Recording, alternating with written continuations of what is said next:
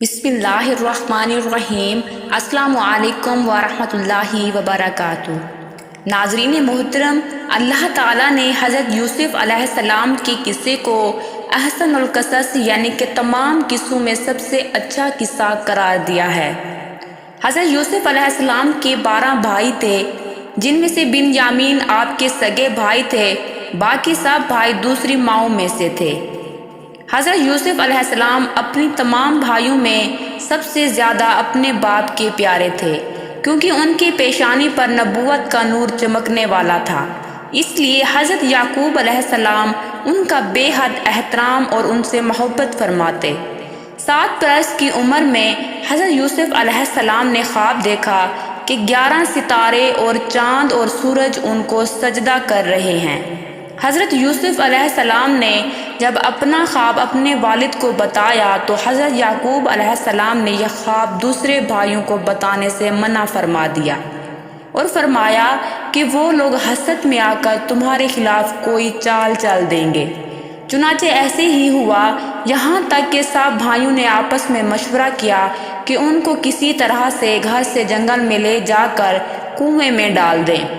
इस मंसूबे की तकमील के लिए वो सब भाई हज़रत याकूब अलैहिस्सलाम के पास गए और आपको अपने साथ ले जाने के लिए इजाज़त ले ली।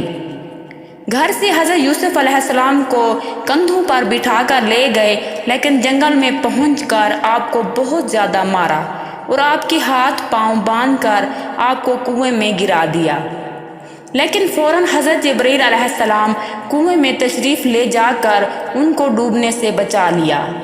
कहा जाता है कि उस कुएं में हज़रत यूसुफ़ अलैहिस्सलाम की जानिब से रोशनी हो गई और उस कुएं का पानी, जो कि बहुत ज़्यादा खारा था, आपके जाने से शीरीं हो गया और हज़रत यूसुफ़ अलैहिस्सलाम के भाई आपको कुएं में डालकर घर वापस आए और जो कुर्ता हज़रत यूसुफ़ अलैहिस्सलाम ने पहना हुआ था उसके ऊपर बकरी का खून लगा दिया और अपने वालिद से फरमाया कि उनको भेड़िया खा गया।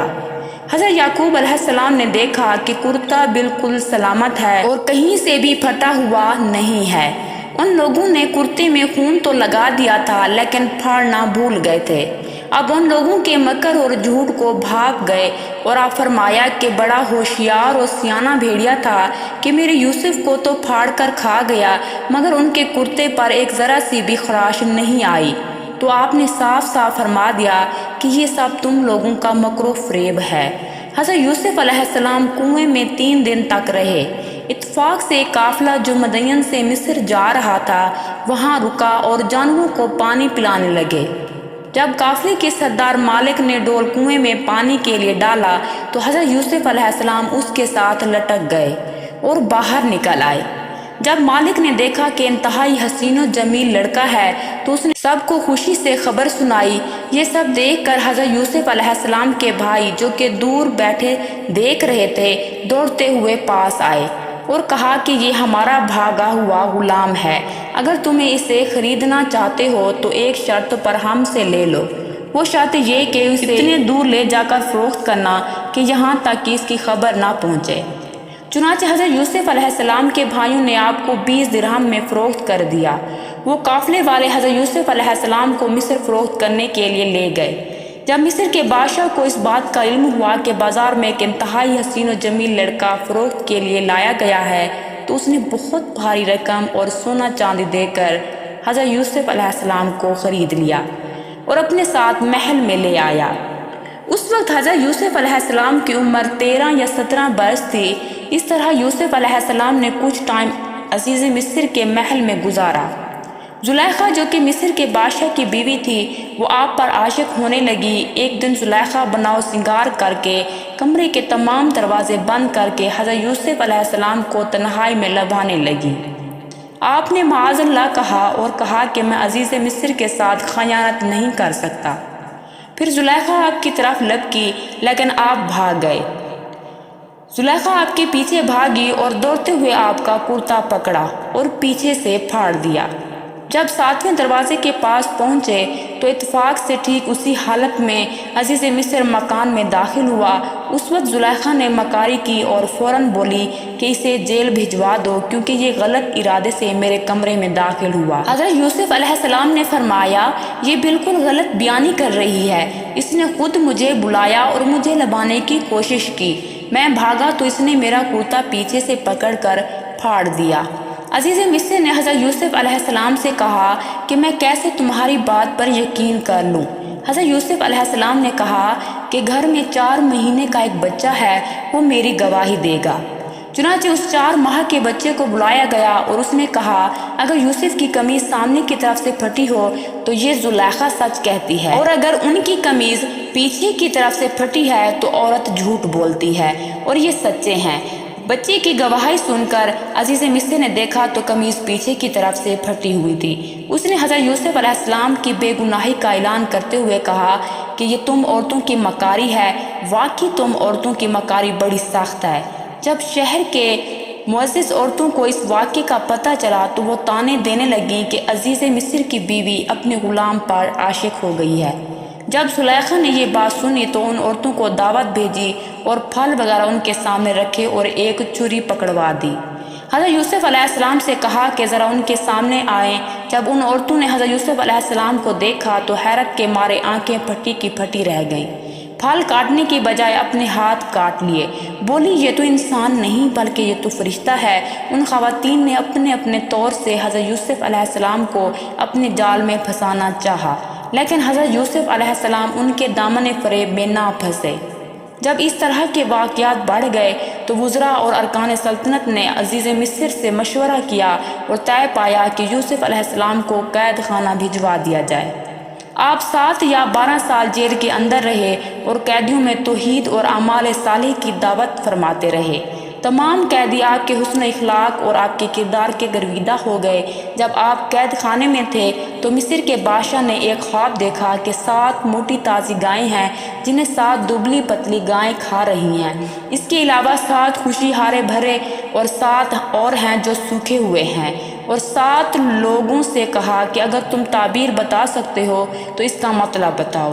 تو ان میں سے ایک شخص قید خانے میں گیا اور حضرت یوسف علیہ السلام سے اس خواب کی تعبیر معلوم کی۔ حضرت یوسف علیہ السلام نے بتایا، 7 سال لگاتار کھیتی کرو اور ان کے اناجوں کو بالیوں میں محفوظ رکھو، پھر 7 سال تک سخت خشک سالی رہے گی۔ قید کے ان 7 برسوں میں پہلے 7 برسوں کا محفوظ کیا ہوا اناج لوگ کھائیں گے، اس کے بعد پھر ہریالی کا سال آئے گا۔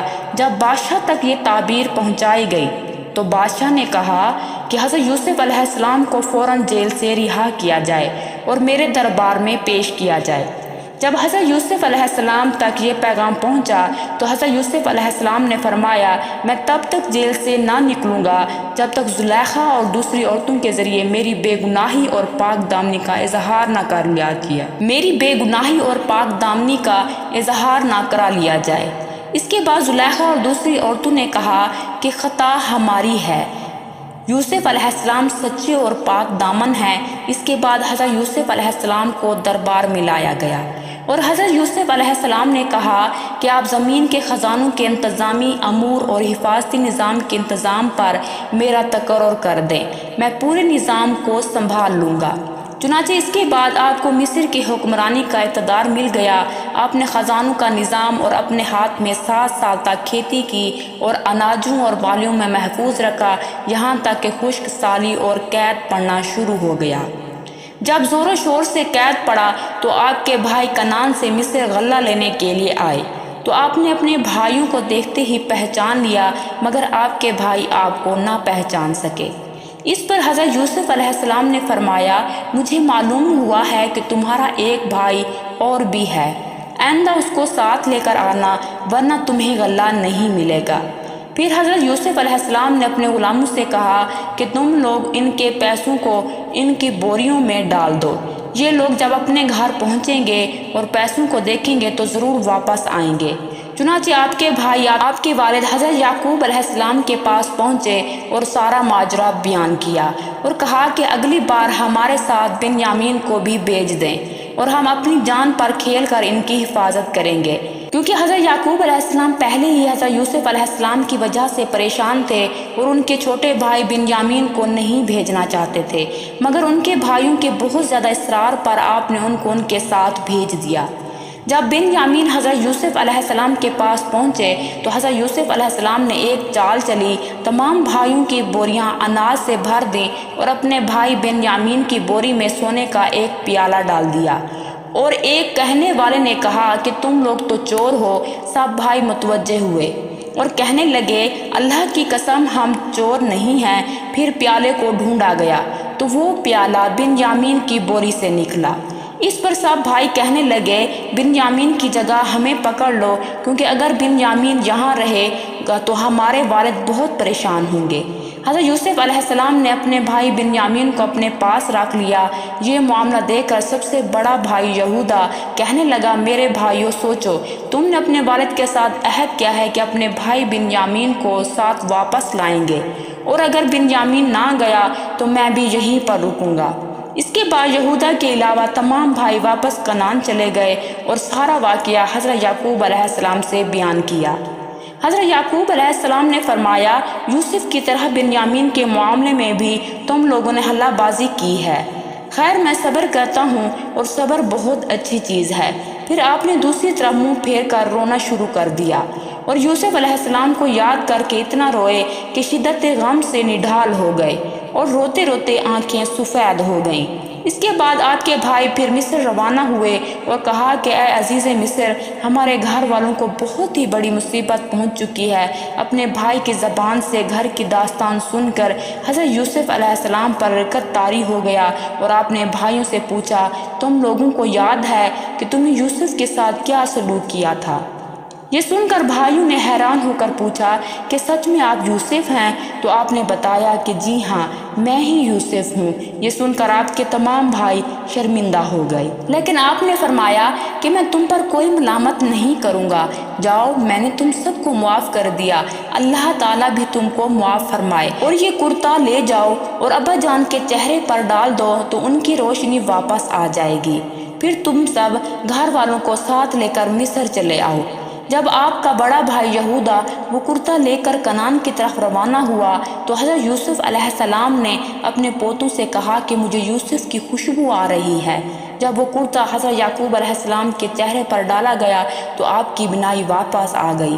پھر آپ نے تہجد کی نماز ادا کی اور اپنے بیٹوں کی مغفرت کے لیے دعا مانگی تو وہ دعا قبول ہو گئی۔ پھر حضرت یعقوب علیہ السلام نے اپنے پورے اہل و عیال کو اکٹھا کیا تو ٹوٹل 72 یا 73 آدمی تھے۔ پھر سب نے مصر کا سفر شروع کر دیا۔ جب آپ مصر کے قریب پہنچے تو حضرت یوسف علیہ السلام نے 4000 لشکر اور بہت سے مصری سواریوں کو ساتھ لے کر آپ کا استقبال کیا۔ اس کے بعد حضرت یوسف علیہ السلام اور حضرت یعقوب علیہ السلام 40 سال کے بعد بڑی گرم جوشی سے ملے اور حضرت یوسف علیہ السلام نے اپنے والد کو تخت پر بٹھایا اور آپ کے ارد گرد 11 بھائی اور آپ کے والد بیٹھ گئے اور سب آپ کے سامنے سجدے میں گر پڑے۔ اس وقت یوسف علیہ السلام کے خواب کی تعبیر مکمل ہو گئی جو آپ نے 7 سال کی عمر میں دیکھا تھا۔